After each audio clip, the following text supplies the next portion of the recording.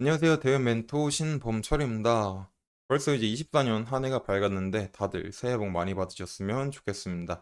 그리고 24년에도 여러분들의 투자를 위해서 항상 소프트웨어 예정이니 저희 채널을 방문해 주시면 감사하겠습니다. 그래서 이제 오늘 알아볼 기업은 LG화학이고요. LG화학에 대한 이슈와 그리고 현재 주가가 어떻게 올라가고 있는지 같이 알아보도록 하겠습니다. 결국 이제 LG화학에 대한 거는 이제 배터리에 관한 이슈잖아요. 그리고 거기서 이제 지분 인수, IRA 미중 테크 전쟁이 있는데 개인적으로는 이런 지분 인수보다는 이제 IRA에 대한 내용을 한 번 더 살펴보거나 미중 테크 전쟁이 어떻게 흘러가고 있냐 이 상황을 보는 게 더 중요하다고 생각을 하고 있지만 일단 먼저 지분 인수에 대해서부터 말을 하자면 결국 이제 LG화학이 중화요그룹과 손을 잡고 하는 거는 새만금의 이런 전구체 합작 배터리 전구체 합작 공장을 짓고 이제 모로코에는 이 LFP 양극재 합작 공장을 짓는다라는 거잖아요. 그리고 여기서 나온 것들을 북미로 공급을 한다. 그래서 이 북미로 공급할 때 중요한 건 과연 IRA 보조금을 받을 수 있느냐 없느냐죠. 하지만 지금 현재 LG화학과 중화요그룹과 이제 지분의 문제 때문에 이제 받을 수 없을 수도 있다라는 점이죠.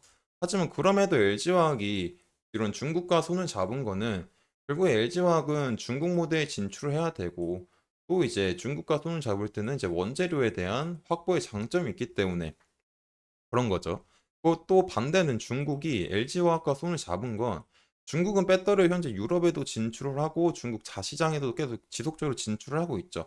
하지만은 지금 미국 수출에 대해서 막히고 있기 때문에 이런 미국 수출에 대한 우회로를 찾기 위해서 LG화학과 손을 잡은 거잖아요.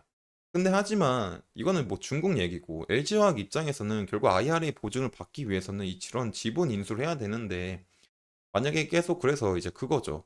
이런 IRA에 대한 문제가 생긴다면은 LG화학은 중화요그룹의 지분을 전량 인수할 예정이라는 모습을 자꾸 보이고 있죠. 하지만 일단 이 지분 인수를 할 때 최소 이제 수천억이 필요하고 또 이제 이런 배터리 새만금에 짓는 공장에 대한 사업 규모만 해도 이제 1조 2천억 원이거든요. 그렇기 때문에 최소 수조 원이 들어가기 때문에 LG화학에서는 자금 재무에 대한 부담이 조금 클 겁니다. 특히 이제 LG화학 같은 경우는 지금 가지고 있는 자금 같은 게 이제 8조 8천억 원, 8조 8천억 원이고, 근데 여기서 갚아야 될 차입금이 이제 21조 9천억인 거죠. 결국 이제 이렇게 된 거는 그간 석유화학의 부진과 이비 외환 사채로 인해서 그런 건데, 그렇기 때문에 이제 LG화학 같은 경우는 재무적으로 여유가 크게 있는 상황은 아니죠. 그래서 이런 지분 인수를 할 때 결국에 할 수 있는 거 은행에서 돈을 빌리거나 채권 발행하거나 뭐 지분을 매각하거나 뭐 결국에 주식수 늘리는 것밖에 없을. 크게 보면은 주식을 늘리는 거 이 네 가지로 이루어질 수 있는데 이미 일단 1조 4천억 원을 LG화학 같은 경우는 일단 지난 작년에 1조 4천억 원을 회사채와 외화 자금으로 조달을 받았고 그 나머지는 이제 차입으로 통해서 밝힐 예정이라고 말했었는데 결국에 그래서 나왔던 말이 그거죠. LG화학이 LG에너지 솔루션에 이제 지분을 매각할 거냐라고 했지만 결국에 매각은 안 하고 엔솔 주식으로 2조 6천억 원의 자금을 조달을 받은 거잖아요. 그래가지고 그거에서도 나머지 또 생각할 수 있는 거는 이제 자본 증식. 근데 그것보다는 먼저 사업 철수에 조금 초점을 두지 않을까. 그래서 이 사업 철수에서는 이제 석유화 분야에서 이제 SM 공장 그리고 이제 NCC, 에틸렌 그리고 평강판, LCDN 사업 부분 이런 부분들을 계속 철수를 해서 자금을 마련하고 있는 중인 거죠. 그리고 만약에 이걸로도 뭐 이런 철수의 내용에 대해서는 제가 이제 나중에 따로 이제 더 이제 자세하게 설명해 드리겠습니다. 그리고 만약에 이걸로도 부족하게 된다면 결국에 또 차입을 하겠죠. 근데 이제 LG화학 같은 경우는 현재 신용도가 괜찮습니다. AA 플러스여서.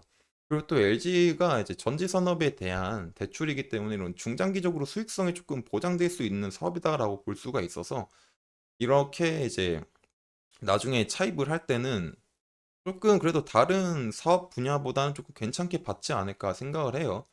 그래서 일단 지분 인수에 대해서는 이런 방향으로 할 것 같고, 그래서 결국에 중요한 거는 IRA를 한번 더 살펴보고, 미중 테크 전쟁이 어떻게 돼가고 있는지를 우리가 알아보는 게 중요하다.